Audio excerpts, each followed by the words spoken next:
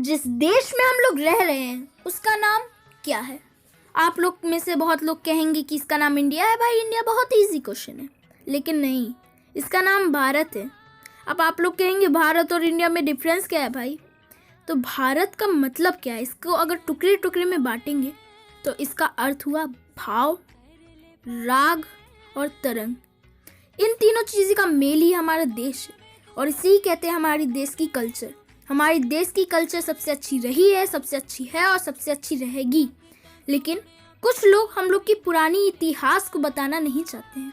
जैसे कि इस समय की लेटेस्ट करिकुलम है ICSE का, उस पर एक बुक निर्धारित है जो कि मैं 7th क्लास में पढ़ रहा हूँ, focus on history and civics book, Goyal brothers.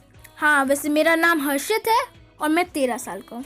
तो ये book focus on history civics है, गोयल ब्रदर्स ने इसको पब्लिश किया है और इसमें कई सारे चैप्टर्स हैं, जैसे कि foundation of the Mughal empire, Akbar the great, Jahangir, Shahjahan और Aurangzeb, religious reform movements, the Vijayanagar and Bahmani kingdom, rise and spread of Islam, the Turkish invader, the Delhi Sultanate and administration of it।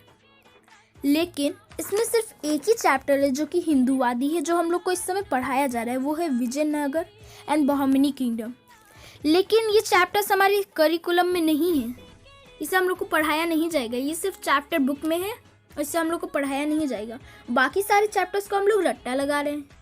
Mughal empire जो कि चैप्टर है वो हम लोग 3 सालों से पढ़ रहे हैं। छोटे छोटे बच्चों से पूछेंगे वो भी आंसर दे देंगे। लेकिन किसी को ये नहीं मालूम है संभाजी कौन थे, महाराणा प्रताप कौन थे। किसी को ये नहीं मालूम शिवाजी कौन थे, पेशवा बाजीराव कौन थे। बच्चों को ये रट्टा लगाया जा रहा है कि अकबर के बारे में पढ़ो, अकबर अच्छे ग्रेट थे। लेकिन क्यों ग्रेट थे भाई? एडमिनिस्ट्रेशन की वजह से, आप लोग कहेंगे, कमेंट्स में लिखेंगे। लेकिन क्यों एडमिनिस्ट्रेशन की वजह से? जिस रूलर ने शेरशाह सूरी, फारिद खान जिसका बाद में नाम शेरशाह सूरी था, उसकी पूरा एडमिनिस्ट्रेशन कॉपी किया, उस कैसे कहा जाए कि उसकी एडमिनिस्ट्रेशन रियल थी? उसने तो पूरा कॉपी कर लिया। और हाँ, आप लोग सोच रहे होंगे शेरशाह सूरी अच्छा नहीं था। उसने हिंदू और मुस्लिम में कोई भेदभाव नहीं किया, लेकिन इन लोगों ने किया। आज ये लोग कहते हैं, सेकुलर गैंग ये कहती है कि हम लोग मुगल ने, एम्पायर ने, अकबर, बाबर, किसी ने भी ये नहीं देखा कि कौन हिंदू है कौन मुस्लिम है। तो क्यों जजिया और जकत टैक्स लगाए जाते थे? जजिया टैक्स वो है जो कि नॉन मुस्लिम पे लगाया जाता था, जैसे कि हिंदू हो गया, क्रिश्चियन हो गया, ईसाई हो गए। लेकिन जकत टैक्स वो थे जो कि मुस्लिम पे लगाया जाता था। जकत टैक्स बहुत कम था जजिया टैक्स के मुताबिक। जो लोग गरीब थे उस जमाने में, आधे से ज़्यादा लोग गरीब थे और गरीब में आधे से ज़्यादा लोग हिंदू थे, और उसमें मुस्लिम तो बहुत इक्का दुक्का थे।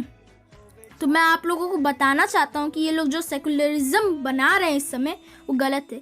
ये लोग आज तक हम लोगों को ये नहीं पढ़ाए हैं भगत सिंह के बारे में, आज तक हम लोग को आज़ाद, चंद्रशेखर आज़ाद के बारे में नहीं पढ़ाए गए, सिविक्स में हो गया। लेकिन ये पढ़ाए हैं गांधी हमारे फादर हैं। ये कौन सी बात हुई?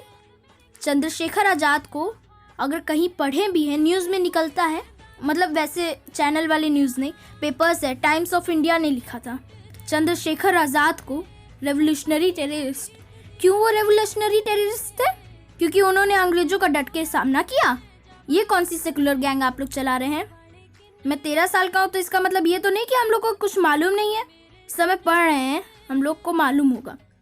हाँ, और आप लोगों को मैं ये बताना चाहता हूँ कि बाबर ने हमारा मंदिर तोड़ा और उसने हजारों से ज़्यादा लोगों को मारा, 100 से ज़्यादा मंदिर तोड़ी।